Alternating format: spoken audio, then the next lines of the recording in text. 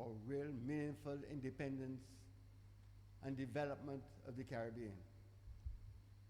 In spite of the struggles that we have had over that period of time, in some cases the imprisonment, we have not stopped believing that at some stage we can get the Caribbean to understand its needs and to fulfill the needs of the people of the Caribbean.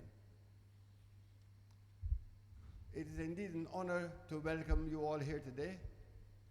We've been trying to put together for more than 50 years a developmental plan that would have dealt with the hurricanes in Dominica, Anguilla, Turks and Caicos Islands for all those years. And we've been unable, in spite of all of our thrusts, to get the governments of the Caribbean to understand their responsibility. You do not deal with a hurricane the morning it happens. You deal with a hurricane a year before it happens.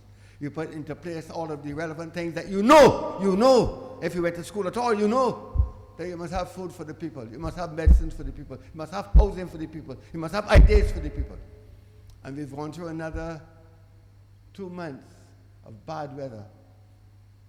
Again, due to the position of the climate change, which is accepted by every country in the world with the exception of the island of North America with a puppet government of Trump.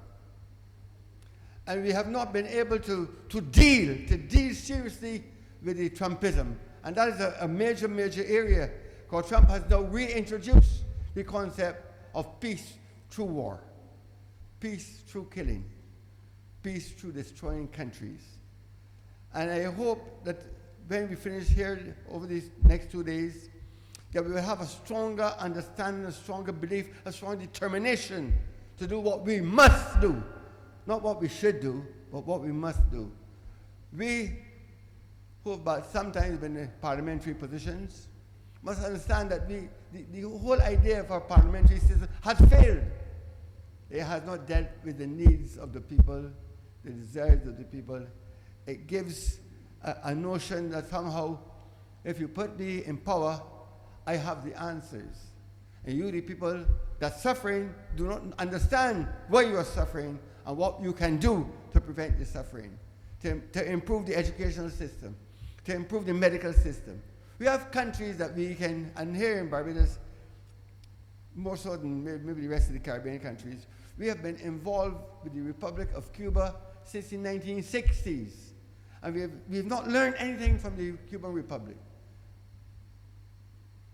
Long before a hurricane hits Cuba, they put in place all of the necessary positions. If a truck goes at a village to collect the people from that village 2 or 3 days before the hurricane to move it, and a cat or dog is straying, they wait for the cat or dog because it belongs to somebody. And they move it, they envision the idea of a collectivity, which is totally missing in the Caribbean areas. We have, and I don't want to get too much into the Caribbean political system, because it really doesn't exist. It's a nonsense organization. But what we have to do as people that's like revolutionary thinkers, we have to be able to move the countries forward. Don't care what it takes. John Cambon has spent time in Trinidad prison, for the same ideas we are talking about. To go to prison is to do like Mandela. What am I living for if I cannot change the world? What is the purpose of my life? To make money? To have more women?